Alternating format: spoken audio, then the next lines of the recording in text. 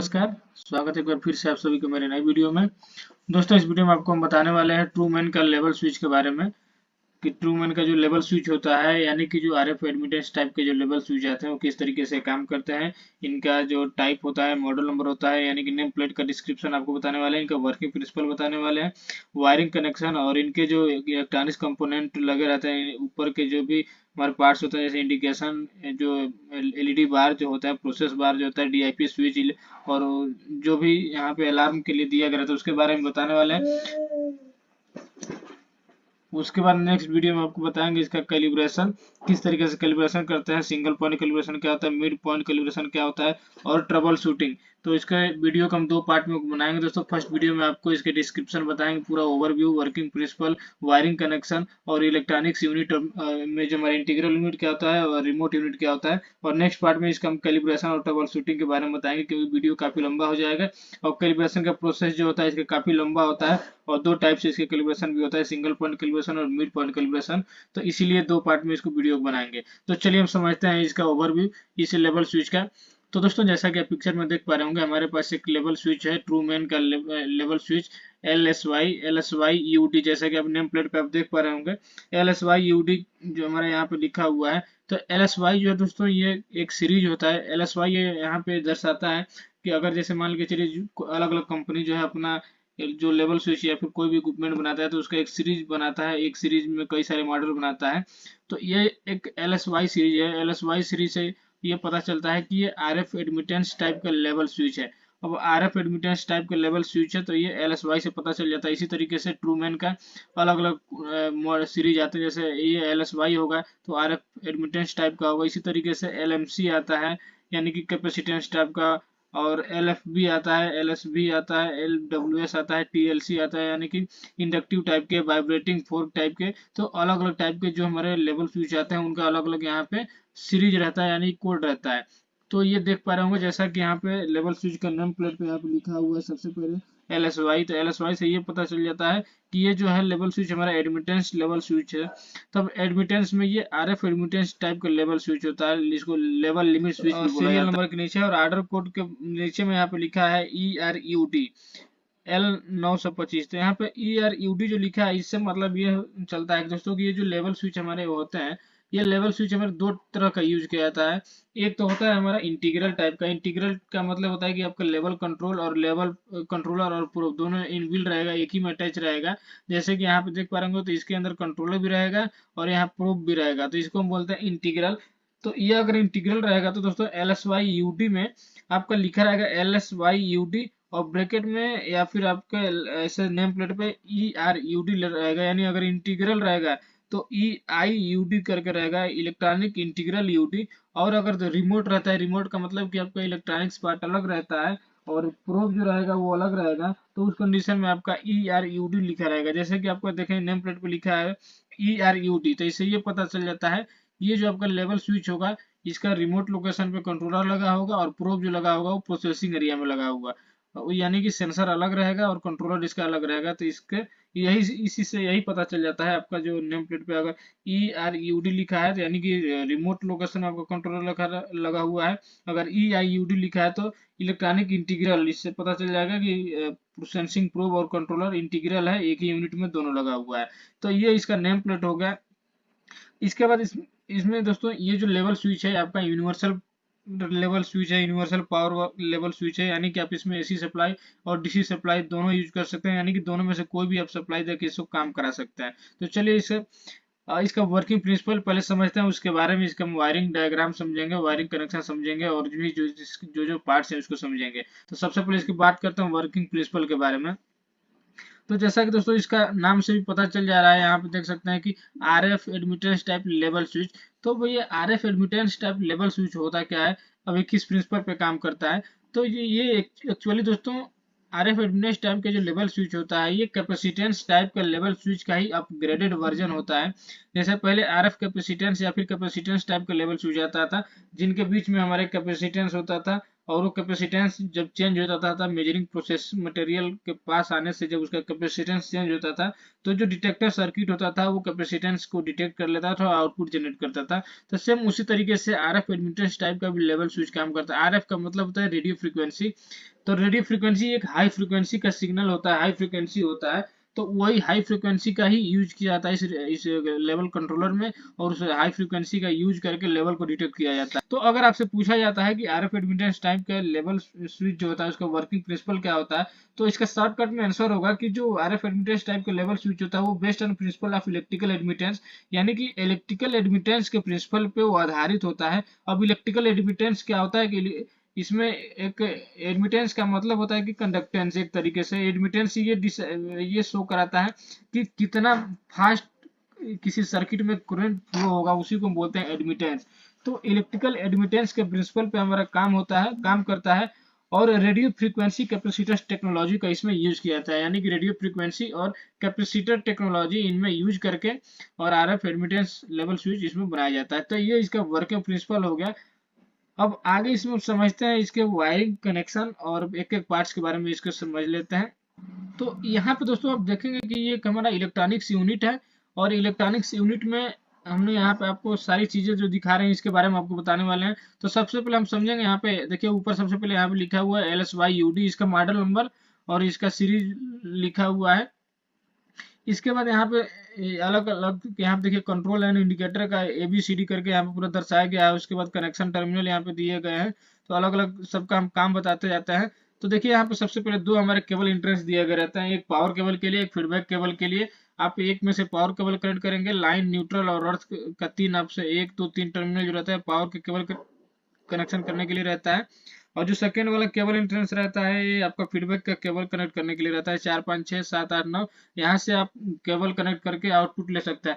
अब दोस्तों यहाँ पे जो आउटपुट रहता है वो दो टाइप्स का रहता है, दो टाइप के इसमें आउटपुट प्रोवाइड किए जाते हैं। जैसे कि दोस्तों यहाँ पे देखिए, अगर मॉडल में आपको यहाँ पे EIUD या फिर ERUD अगर लिखा रहेगा तो इसका मतलब ये रहेगा कि इसमें पोटेंशियल फ्री कंटेक्ट है। पोटेंशियल फ्री कंटेक्ट का मतलब कि इसमें से आपको जो है पावर सप्लाई अंदर से इसमें कोई आपको पोटेंशियल नहीं मिलेगा। आप जो दो वायर इस पे फीडबैक के कनेक्ट करेंगे वो इसी में से एक में से वोल्टेज आएगा, दूसरे से रिटर्न जाएगा। वो चाहे AC सप्लाई यूज कर आप फीडबैक में यूज कर रहे हो या फिर DC सप्लाई यूज कर रहे हो, वो डिपेंड करता है आपके ऊपर। और जो पावर सप्लाई होता है वो यूनिवर्सल होता है, यानी कि AC और DC दोनों यूज कर सकते हैं। अगर आपके पास 24 वोल्ट DC है तो आप 1 और 2 नंबर टर्मिनल पे कनेक्ट कर सकते हैं। और अगर आपके पास AC सप्लाई अवेलेबल है तो 1 और 2 पे लाइन और न्यूट्रल करके इस पे कनेक्ट कर सकते हैं, और 3 नंबर पे आपको अर्थिंग वाला वायर कनेक्ट कर लेना है। तो इसका वायरिंग टर्मिनेशन हो गया। बाकी इसमें दो रिले आउटपुट प्रोवाइड किए गए रहते हैं। दो तरीके से आउटपुट हमारा मिलता है दोस्तों, वो डिपेंड करता है किस टाइप का आपका कंट्रोलर है। तो अगर आपका ये चीज लिखा हुआ है EIUD या फिर ERUD, तो इससे आपको पता चल जाएगा कि इसमें रिले आउटपुट है। रिले आउटपुट का मतलब कि पोटेंशियल फ्री आपको आउटपुट मिलेगा। तो यहाँ पे दो रिले दिए गए हैं, कॉमन NO NC करके यहाँ पे दिया हुआ है। 4 5 6 रिले 1 का रहता है, 7 8 9 रिले 2 का रहता है। तो आपको फीडबैक के लिए किस पे कनेक्ट कर लेना है, कोई एक रिले में आपको कनेक्ट कर लेना है। उसके बाद एक यहाँ पे LED दिया गया रहता है जो कि C दिखा रहा है, ये अलार्म इंडिकेशन के लिए रहता है। जब आपका लेवल हाई होता है तो वो यहाँ पे अलार्म इंडिकेशन वाला LED जो होता है वो ग्लो होता है। उसके बाद यहाँ पे देखिए प्रोसेस इंडिकेटिंग LED बार लगा हुआ रहता है जो प्रोसेस को दर्शाता है। यहाँ पे टोटल 6 LED लगा रहता है, और 6वां LED जो होता है हमारा अलग अलग कैपेसिटेंस के लेवल को दर्शाता है। जब हम इसमें कैलिब्रेशन करते हैं तो यही इसी LED में हमें देखना पड़ता है, और ये LED जो प्रोसेस बार यही हमारा दिखाता रहता है कि कैलिब्रेशन हुआ कि नहीं हुआ है, और कितना कितना फ्रीक्वेंसी पर हम इसको सेट कर रहे हैं। इसके लिए यहाँ पे 6 प्रोसेस बार इंडिकेशन LED दिया गया हुआ है। उसके बाद एक यहाँ पे लगा हुआ देखिए एक स्विच लगा हुआ है जिसको हम बोलते हैं DIP स्विच। तो अब ये DIP स्विच जो होता है या कॉन्फ़िगरेशन स्विचेज भी इसको बोला जाता है। ये DIP स्विच दोस्तों इसी कंट्रोलर में जो लेवल स्विच आता है, इसमें किसी में 4 वे का लगा रहता है, यानी कि किसी में 5 स्विच लगा रहता है, किसी में 4 स्विच लगा रहता है, और किसी में 6 स्विच लगाता है। तो जिसमें 4 स्विच लगा रहता है वो 4 स्विच का काम चारों का अलग अलग रहता है। और 5 स्विच वाले में क्या रहेगा कि शुरुआती के जो 4 होंगे उनका वर्क सेम रहेगा, पांचवा जो रहेगा उसका एक एक्स्ट्रा वर्क जुड़ जाता है। और उसी तरीके से अगर 6 स्विच वाला है तो 6 लास्ट का जो छठा नंबर होगा उसका एक अलग एक्स्ट्रा वर्क इसमें जुड़ जाता है। तो इस डीआईपी स्विच का क्या काम है वो आपको हम समझाते हैं। उसके पहले आपको यहाँ पे वायरिंग डायग्राम आपको समझ लेना है कि 1 2 3 पे आपको पावर केबल कनेक्ट कर लेना है, चाहे एसी या अगर डीसी है, जो भी है एसी है तो आपको 1 2 पे लाइन न्यूट्रल करके और 3 नंबर पे अर्थिंग कनेक्ट कर लेना है। अगर डीसी है तो 1 और 2 पे आपका डीसी का वायर आपको कनेक्ट कर लेना है। तो वो 1 नंबर में आपको पॉजिटिव वायर डीसी का, 2 नंबर में निगेटिव वायर आपको कनेक्ट कर लेना है। तो ये आपका टर्मिनेशन होगा, वायरिंग टर्मिनेशन। अब आगे आपको इसमें समझाते हैं दोस्तों कि जो डीआईपी स्विच होता है उसका वो किस तरीके से यहाँ पे दिया गया रहता है। तो जैसा कि आप देखेंगे यहाँ पे कॉन्फ़िगरेशन स्विचेज लिखा हुआ है LSYUT। तो ये 5 स्विच वाला यहाँ पे डीआईपी स्विच है, इसको हम डीआईपी स्विच बोलते हैं। जो कॉन्फ़िगरेशन स्विच जिसको यहाँ पे लिखा गया है ये डीआईपी स्विच होता है, डुअल इन फ्लैश, यानी ये मल्टी स्विच, इसमें एक ही स्विच से कई, एक ही स्विच से दो इसमें काम कराया जा रहा है। ये कई सारे स्विच का एक सेट होता है, इसीलिए इसको डीआईपी स्विच बोलते हैं। तो यहाँ पे देखिए ये जो स्विच है ये ऊपर की तरफ अगर रहेगा तो ये ऑफ पोजीशन है, और नीचे की तरफ अगर करेंगे तब ये ऑन पोजीशन में आएगा। तो यानी कि जब स्विच को आपको ऑन करना होगा तो नीचे करेंगे तो ये ऑन हो जाएगा। तो टोटल इसमें 5 स्विच यहाँ पे दिखाया गया रहता है। अगर आपके कंट्रोलर में जहाँ आप जैसे आपके प्लांट में आपके इंडस्ट्री में अगर 4 स्विच वाला लगा है तो 4 स्विच का भी क्या काम है वो भी आप समझा देते हैं। अगर 6 स्विच वाला लगाता है 6 का क्या काम रहता है वो भी हम आपको समझा देते हैं। तो देखिए यहाँ पे ये ऊपर की तरफ हाफ रहेगा, नीचे की तरफ ऑन पोजीशन रहता है। तो यहाँ पे देखिए 1 2 3 4 5 ऐसे करके 5 स्विच दिया हुआ है। तो जो पहला नंबर यहाँ से देखिए लेफ्ट साइड से शुरुआत होता है 1 नंबर, अगर चाहे वो 6 स्विच वाला हो, चाहे 4 स्विच वाला हो या फिर 5 स्विच वाला है, जो शुरुआत होगा वो 1 नंबर आपका लेफ्ट साइड से रहेगा। तो जो पहला वाला रहता है दोस्तों वो होता है कैलिब्रेट करने के लिए, यानी कैलिब्रेट वाला स्विच रहता है। जब आपको इस स्विच का कैलिब्रेशन करना हो तो ये जो कैलिब्रेट स्विच है इस कैलिब्रेट स्विच को ऑन करके ही कैलिब्रेट किया जाता है। जैसे कि यहाँ पे देखिए लिखा भी है calibrate switch, this switch allow indicates calibration into calibration mode. ये जो स्विच होता है वो कैलिब्रेशन को अलाउ करता है, जो कैलिब्रेशन मोड जो होता है जैसे कि सिंगल पॉइंट और मिड पॉइंट। तो ये सिंगल पॉइंट और मिड पॉइंट जो कैलिब्रेशन करना होता है उसके लिए यहाँ पे कैलिब्रेशन स्विच को आपको ऑन करना होता है। इसके बाद दूसरा जो यहाँ पे स्विच दिया गया रहता है, दूसरा स्विच और तीसरा स्विच, ये हमारे डीले के लिए रहता है। डीले का मतलब होता है कि ड्राई डीले और वेट डीले। अब ये ड्राई डीले और वेट डीले का क्या काम होता है कि जैसे कि अगर मटेरियल को आपका जो संपर्क में आएगा सेंस करेगा लेवल प्रोब, तो सेंस करने के बाद जो डीले प्रोवाइड करना है तुरंत उसको हाई या फिर तुरंत लो ना दिखाए, इसके लिए यहाँ पे 5 सेकेंड का एक डीले प्रोवाइड किया जाता है। तो उस डीले को सेट करने के लिए 2 नंबर 3 नंबर दिया गया रहता है। तो जो 2 नंबर होता है वो ड्राई डीले रहता है और 3 नंबर जो रहता है वो वेट डीले रहता है। अब ड्राई डीले और वेट डीले का मतलब क्या होता है? ड्राई का मतलब हो गया कि अनकवर्ड विथ मटेरियल, यानी कि जब खाली रहेगा यानी लेवल जब लो रहेगा तो लो उसका डिले सेट करने के लिए। और वेट का मतलब होगा कि कवर्ड विथ मटेरियल, यानी कि हाई लेवल में डिले सेट करने के लिए। तो कुल मिला के 2 नंबर और 3 नंबर जो स्विच होता है वो 5 सेकेंड का डिले सेट करने के लिए रहता है। वो जब हम कैलिब्रेशन करेंगे तो उसमें बताएंगे किस तरीके से इसका डिले सेट किया जाता है। उसके बाद जो 4 नंबर जो स्विच रहता है वो 4 नंबर स्विच रहता है मिनिमम फेल सेफ के कंडीशन के लिए रहता है। अब फेल सेफ क्या होता है? फेल सेफ ये दर्शाता है कि इनकेस अगर आपका कंट्रोलर फेल हो जाता है, यानी पावर फेल हो जाता है या फिर कंट्रोलर में कुछ फॉल्ट आता है, तो उस दौरान आपका जो कंट्रोलर है वो क्या फीडबैक देगा, यानी हाई का देगा कि लो का देगा। तो वही चीज आपको ऐसे सेट करना रहता है, मिनिमम फेल सेफ। इसको ऑन और ऑफ करने का ऑप्शन दिया गया रहता है। जैसे कि यहाँ पे देखिए मिन फेल सेफ सेलेक्ट करने के रहता है। तो fail safe means alarm is same as power failure, यानी कि अलार्म सेम रहेगा पावर फेलर के कंडीशन में। फेल सेफ हाई यानी मैक्सिमम फॉर ओवरफ्लो डिटेक्शन, और फेल सेफ लो यानी मिनिमम फॉर अंडरफ्लो डिटेक्शन। तो अगर जिस कंडीशन में रखेंगे, अगर ऑन कर देंगे तो मिनिमम में रहेगा और ऑफ कर देंगे तो मैक्सिमम में रहेगा। तो यही चीज आपको यहाँ पे सिलेक्ट करना रहता है। उसके बाद देखिए 5 नंबर जो आपका स्विच रहता है, 5 नंबर रहता है रेंज सिलेक्शन करने के लिए। रेंज सिलेक्शन का मतलब रहता है ये कि यहाँ पे देखिए ये दिखा रहा है कि जो मटेरियल जो होता है वो अलग अलग डाइलेक्ट्रिक के आते हैं। तो इसीलिए यहाँ पे एक स्विच दिया गया रहता है। एक हाई डाइलेक्ट्रिक मटेरियल का अगर आपको मेजरमेंट करना है तो इस स्विच को आपको ऑन कर देना है, और अगर आपका लो डाइलेक्ट्रिक मटेरियल का यूज आप मेजरमेंट कर रहे हैं तो इस स्विच को ऑफ करना है। इसलिए दो रेंज प्रोवाइड, रेंज 1 और रेंज 2। तो यहाँ पे रेंज 1 और रेंज 2 सिलेक्ट करने का ऑप्शन दिया गया रहता है कि for small probe and low dielectric material range 1, यानी कि अगर छोटा वाला लेवल प्रोब आप यूज कर रहे हैं और लो डाइलेक्ट्रिक मटेरियल का आपको मेजरमेंट करना है तो ये स्विच जो है उसको रेंज 1 में रखना है। यानी कि ऑफ करके रखना है। और अगर लॉन्ग प्रोब का यूज कर रहे हैं और हाई डाइलेक्ट्रिक मटेरियल का आपको मेजरमेंट करना है तो उस दौरान इस स्विच को रेंज 2 में रखना है, यानी कि जो रेंज वाला जो स्विच है उसको ऑन पोजीशन में सेट कर देना है। तो ये हमारा कॉन्फ़िगरेशन स्विचेज है 5 स्विच वाला। इसके अलावा एक स्विच और इसमें एक्स्ट्रा दिया गया रहता है, किसी किसी में 6 स्विच वाला भी रहता है।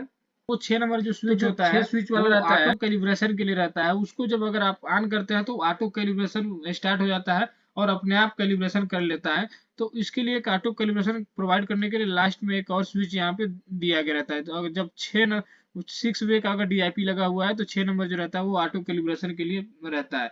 तो इस तरीके से अब आपका पूरा एक कॉन्फ़िगरेशन स्विचेज का अलग अलग काम होता है। नीचे की तरफ ऑन पोजीशन, ऊपर की तरफ ऑफ पोजीशन। अब दोस्तों अब इसका वेट कैलिब्रेशन क्या होता है, ड्राई कैलिब्रेशन क्या होता है, सिंगल पॉइंट कैलिब्रेशन क्या होता है, मिड पॉइंट कैलिब्रेशन क्या होता है, और ट्रबल शूटिंग किस तरीके से करते हैं, और फेल सेफ कंडीशन क्या होता है, किस तरीके से फेल सेफ को सेट किया जाता है हाई लेवल के लिए और लो लेवल के लिए। इसके लिए हम नेक्स्ट वीडियो में आपको समझाएंगे।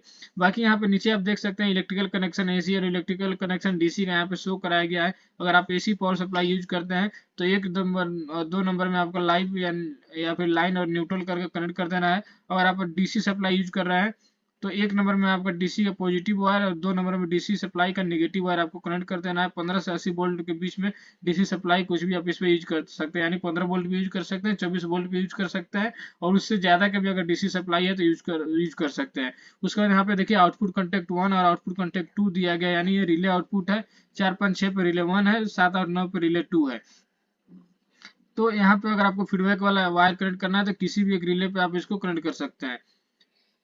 उसके बाद यहाँ पे नीचे दिखाया गया, देखिए ये जो रिमोट टाइप के जो हमारे लगे रहते हैं जो लेवल स्विच, उसके बारे में रिमोट वाले में हमने आपको बताया था कि कंट्रोलर अलग रहता है और सेंसिंग प्रोब जो रहता है वो अलग रहता है। तो ये हमारा कंट्रोलर पार्ट हो गया, कंट्रोलर पार्ट अलग लगा रहता है इस तरीके से। और जो देखिए प्रोब जो रहता है प्रोसेसिंग एरिया में या फिर टैंक में या फिर हॉपर में लगा रहता है, और वहां से एक केबल जो है स्पेशल केबल आया रहता है कंट्रोलर के बीच।